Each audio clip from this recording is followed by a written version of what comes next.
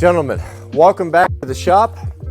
This little tiny 2 horsepower Yamaha outboard has not ran for 3 decades, probably 30 years. I bought this thing way back. This must have been like in the early 90s. I bought it secondhand. It had been lightly used and I only used it a couple times. And it's been sitting in my dad's attic forever. I was over there yesterday visiting my mother, and I was looking for some tools, and I spotted this and I brought it home and I thought, do you think we can get this thing running? Now, this is worth probably about $800, $900 in working condition. So before I put a bunch of money into it, i.e. a carburetor kit and all the stuff, I'd like to know if it runs. Now, we're gonna see if we can get this running today. Some of you may or may not know, I used to be an outboard motor mechanic. It was my high school job. I worked on Mercury outboards from 2 horse to 50 horse. So I've not worked on Yamahas, but it's basically the same thing. Let me see if we can't pull out a few tricks and get this thing, it's 2-stroke too, get this thing going. Now remember, Proho, we do not work on dirty equipment. So we'll start with a good clean and then we'll dig into it.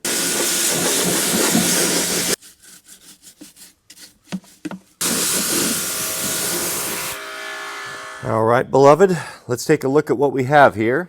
I'm guessing in early 90s, 2 horsepower, 2-stroke.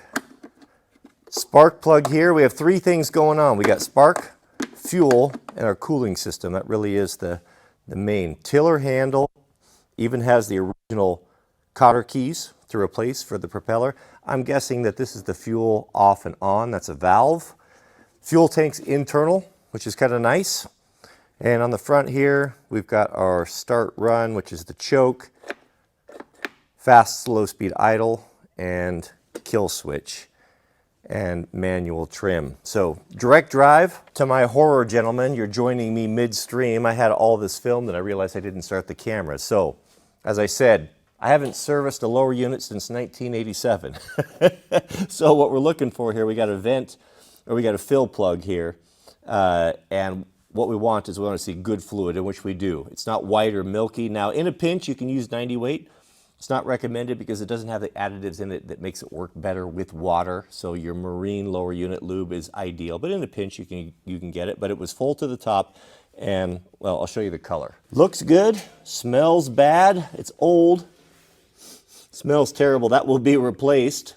Not very much there, but enough. While we're at it, let's pull this lower unit off. Check the water pump impeller. Now the water pump impeller absolutely will need to be replaced, but I don't have one.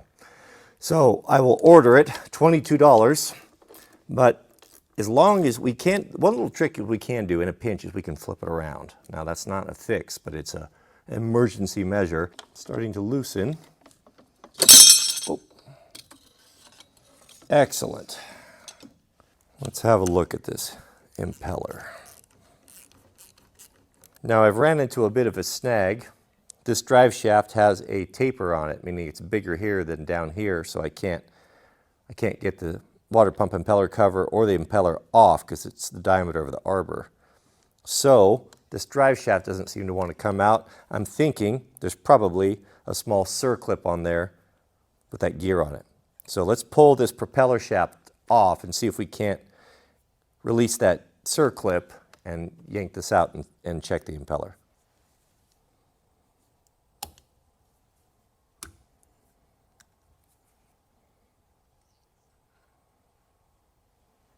Yeah, just as I suspected. Gears look good. Housing is all clean inside. A little bit of rust from condensation, but nothing concerning. So it's designed to come out the bottom. All right, gentlemen, there's our impeller. The impeller key. See how it's got a memory in it? See how those are all bent over? That's been sitting in there a long time. That's what cools your engine. I was able to keep these gaskets pretty much intact, so I'm not going to fool with them. We'll put it back together today and replace it when the water pump comes. But I'll just clean off this old gasket material. Again, we don't need it to seal up perfectly, as long as it Just runs for no more than a minute or so. We'll shut it off before it gets hot. Okay, we can put this back together. The shaft all looks good. Seal areas are good. We're going to flip this, so I'm trying to keep track of which way that went. Got the splines all lined up. Now we can put that circlip back in. Great. Okay, we're good. Now this is the prop shaft, and this is a shear pin. This is a sacrificial piece that's designed to break before this is damaged, theoretically. And you should have replacements in that. See how that fits in that groove? So when the propeller, or if and when, it hits an immovable item, so that went off center, that shear pin will snap. The propeller will go free and not damage the entire lower unit. Marine mechanics are cursing and swearing at me right now for doing the unthinkable, reusing. And I have to bend the impeller blades back the other way because it's going to be spinning the other direction. We lucked out. Jack was in town. I called him, swung by the marina, grabbed the right gear loop. So we have the proper Yamaha stuff, OEM. Always gives me the fizz, so we'll put the bottom plug in.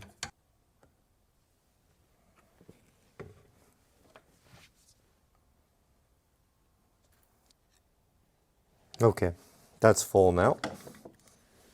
All right, so we've got a drive shaft and that pickup tube for that impeller.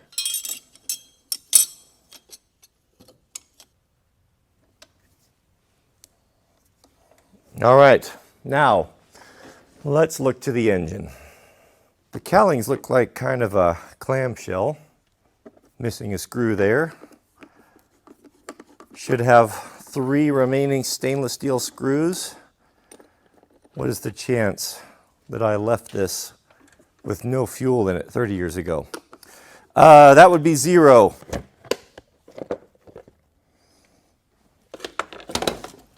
Wow. Looks like new, doesn't it? It's wet because I just rinsed it off, but my goodness, everything looks brand new. All right, so that's our throttle. Okay, that's working. Here's our carburetor. Electrical looks solid. Fuel line is hard. That needs replaced. Yet there it is. That's the valve off and on. You can see the fuel tank. There's some junk in there. So what we need to do is to clean out this, replace this, and pull this carb off of here and clean it out.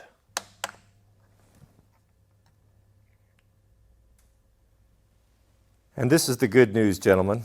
This is the float bowl for the carburetor. Now this is where all the old crusty fuel would sit and varnish. But when I look at this, this is 2-stroke oil.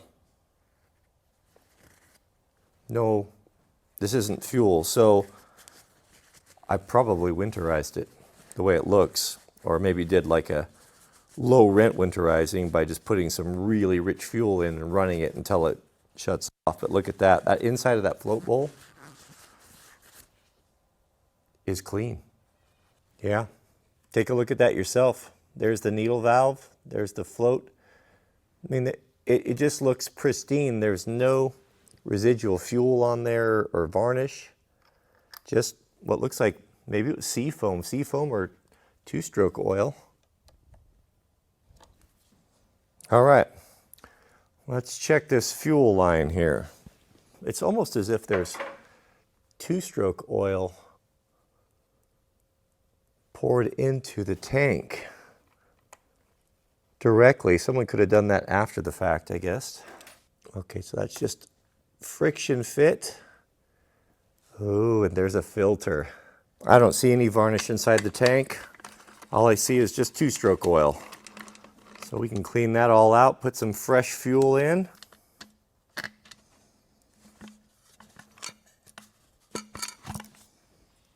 Not much to clean out here. It just looks like there's a little bit of oil in there. So we'll use some carburetor cleaner. That's already just about done. No varnishing. No goobers. How about this fuel filter? Oh goodness, even it's cleaning up.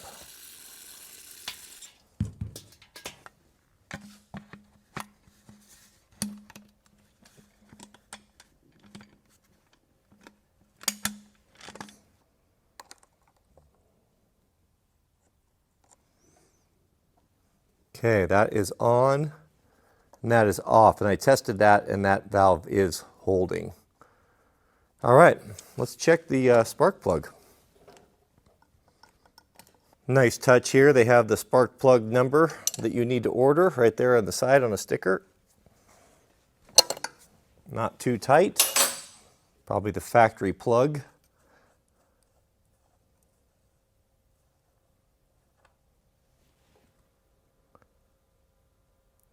Oily, but good. I had Jack pick up a couple plugs while he was out. So I want to verify this is the same one. We have NGK B53F. SH, yes. I don't know what the gap is supposed to be. Well, I'm not sure of the spark plug gap, but AI seems to be confident that it is 0.028 to 0.032. I think we should put the front cowling back on before we try to start it. That way all the controls are working properly. This is the throttle, and that grease is looking a little crusty. So to make that operate smooth, we'll do a little waterproof grease.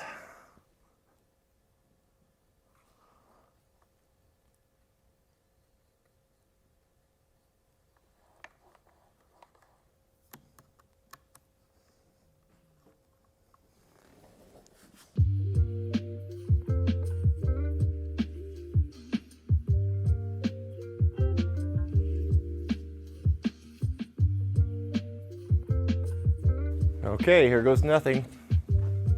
Fuel on. Throttle set to start. Choke set to start. Want me to hold the bucket? I want you to just stay where you're at.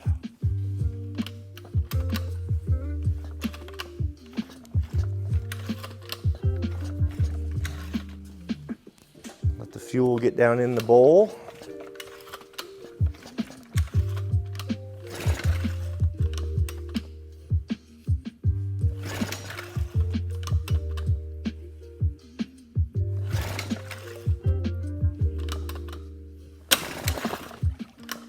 Sounded good, didn't it?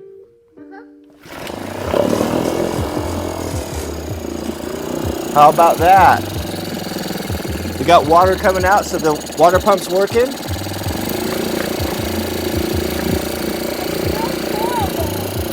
Two-stroke doesn't smell horrible. It smells like victory. Don't put your hand in there. You can put it right here. You can feel this.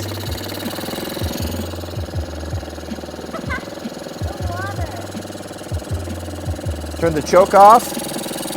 All right, step back, baby.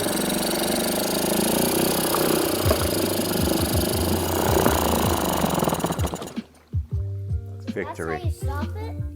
Well, there's a button right here. Oh, look, it shredded all those things. All those bugs? It shredded them. Well, there you have it. I think Mercury and Yamaha are the best outboards you can get. Thanks for watching, gentlemen. Next time, maybe we'll take it for a little boat ride, but so far, so good. And I'll get those parts coming. And I think we have a new little outboard. Bye. See you later.